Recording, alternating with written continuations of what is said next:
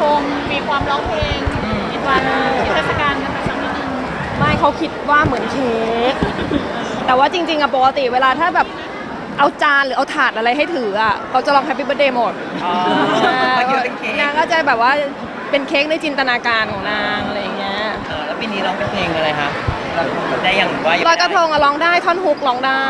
ใช่มันเองป่ะคะพี่ชมหรือว่าไงสอนเองหรือว่าน้องก็เหมือนอย่าง Happy Birthday อย่างเงี้ยก็ร้องด้วยกันอะไรเงี้ยแล้วช่วงวันเกิดเขาก็ร้องเยอะอะไรเงี้ยแล้วก็ไปโรงเรียนก็มีเพื่อนเกิดมีแบบอะไรอย่างเงี้ยตลอดอะไรเงี้ยค่ะเขาก็ร้องได้แล้วก่อนถ่ายคลิปก็ฝึกแล้วลอยกระทงฝึกแล้วแต่ไม่ร้องผิดคิวตอนนี้น้องไปโรงเรียนก็ดีนะคะก็ดีก็รู้สึกว่าก็เขาก็โตขึ้นอะไรเงี้ยแล้วมันก็ได้ฝึกทักษะอะไรอย่างเงี้ยหลายๆอย่างได้สบายขึ้นไหมคะมันก็เป็นอีกแบบหนึ่งเป็นวิถีอีกแบบหนึ่งอะไรเงี้ยแต่ว่าเราก็ชอบชีวิตแบบนี้นะแอบย่องไปถึงเขาว่าไม่ยอมเพราะว่าที่นี่เขาไม่ให้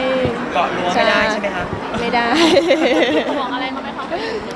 ไม่ค่อยห่วงนะไม่ค่อยห่วงก็คือเพราะเรารู้ว่าตรงนั้นคือยังไงมันก็คือเขาก็เต็มที่แล้วอะไรเงี้ยคือปกติคุณเป็นแม่เวลาส่งลูกเข้าไปมีใจหายของเราไม่มีเลยของชมไม่ได้ว่าใจหายว่าเขาห่างอกเราอะไรเงี้ยเพราะเรารู้ว่าเขาอยู่ในที่ที่ปลอดภัยอะไรเงี้ยก็เลยไม่ได้แบบพิริพิไรอะไรมากอะไรเงี้ยแล้วก็รู้ว่า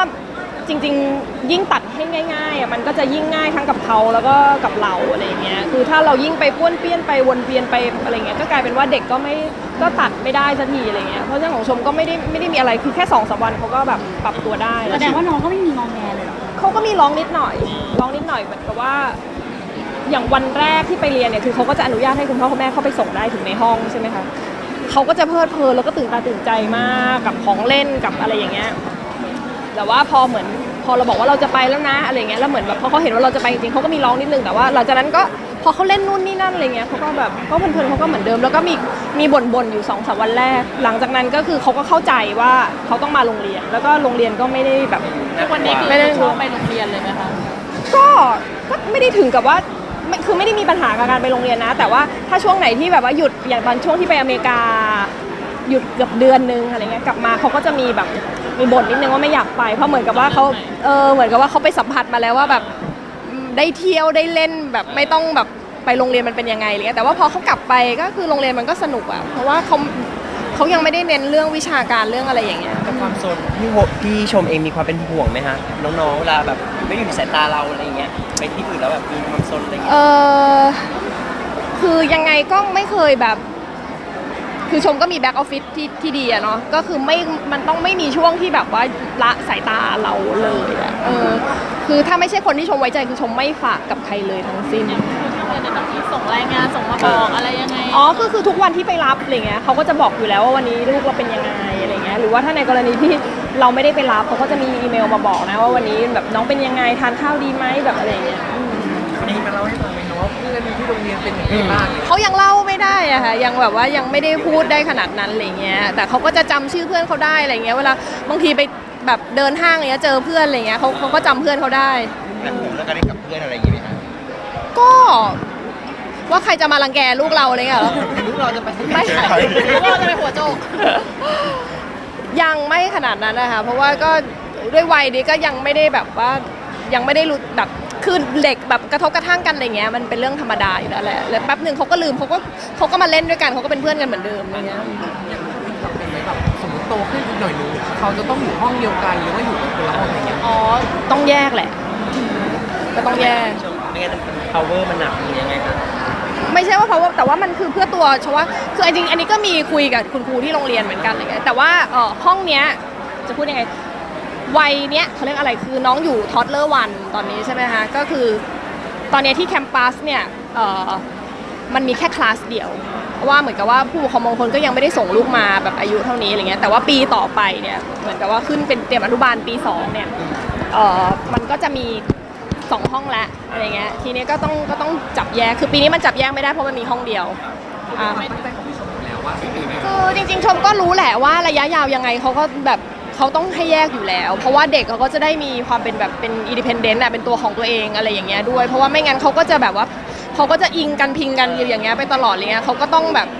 องหาตัวเขาเองด้วยอ่ะเรื่องเข้าสังคมทั้งสายฟ้าพายุเข้าสังคมเข้ากับเพื่อนๆได้ดีไหมคะพี่ชม ก็จริงๆคิดว่าไม่น่าเป็นปัญหาเลยนะเพราะจริงๆตั้งแต่ก่อนเข้าโรงเรียนแล้วเราก็พาเขาไปทั่วอะไรอย่างเงี้ยใช่ น้องเป็นแฝดแต่พยายามไม่ให้น้องใช้ชีวิตเป็นแฝดตัวติดกันตลอดเวลา ก็คือสอนให้เขารักกันเหมือนพี่น้องปกติแหละค่ะแต่ว่ามันเฮลตี้กว่าสำหรับเขาที่แบบว่าถ้าต่อไปจะต้องจับเขาแยกบ้าง โอเคลูกเข้าโรงเรียนแล้วค่ะการลูกคนต่อไปแล้วค่ะพี่ชมบอกว่า เริ่มวางเลย เคยบอกแล้วยังไม่พอ ก็เดี๋ยวก็ต้องดูว่าหลังจากหนังแล้วก็คิวปีหน้าอะไรเงี้ยผังรายการเป็นยังไงก็ต้องลองวางผังของตัวเองดูอะไร คือโคร เงี้ย งการเรายังอยู่ใช่ไหมคะ ก็คงจะมีอีกคนละค่ะแต่ว่าช่วงไหนอะไรอย่างเงี้ยเดี๋ยวคือชมก็อยากจะวางให้แบบช่วงระยะเวลาที่เราท้องมันไม่กระทบงาน ไม่กระทบการเดินทางเราอะไรอย่างเงี้ยด้วยอะไร พี่ เงี้ น็ ย อตดูเร่งไหมคะแบบอยากจะมีแล้ว ยังไม่ได้เร่งนะได้ลูกชายไป2 คนแล้วเลยไม่ได้เร่งแล้วเขาก็ค่อนข้างจะสบายใจแล้วว่าชมแบบน่าจะเอาอีกแน่ๆเลย เรื่องสุขภาพล่ะคะพี่เพราะว่าเราก็ทำงานหนักด้วยการดูแล ก็คิดว่าก็ดูแลตัวเองดีพอสมควรนะค่ะก็จริงๆงานก็ไม่ไ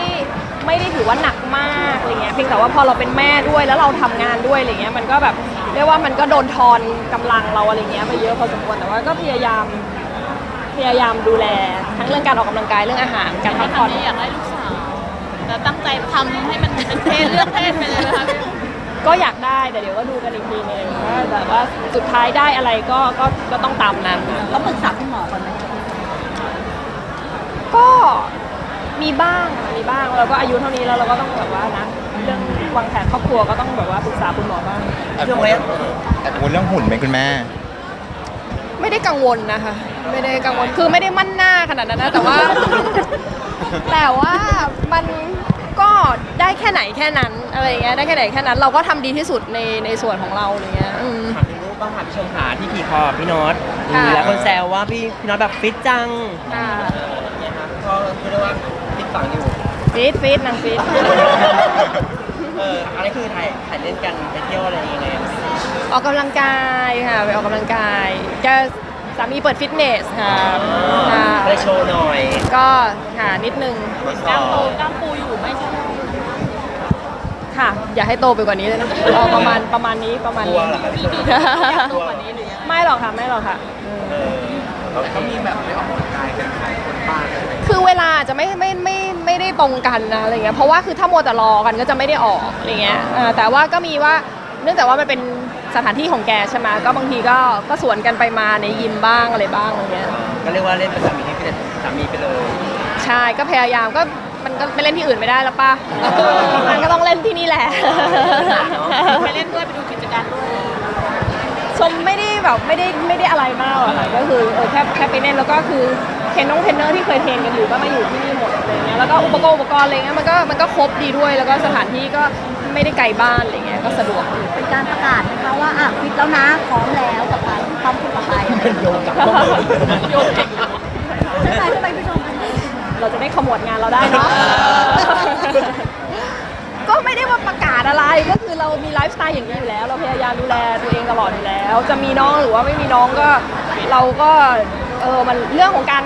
ดูแลตัวเองมันควรจะเป็นไลฟ์สไตล์อ่ะมันไม่ใช่ว่าเรามีเป้าหมายอย่างนี้แล้วเราก็ทำให้มันไปถึงแล้วก็เสร็จแล้วก็ปิดโปรเจกต์อะไรเงี้ย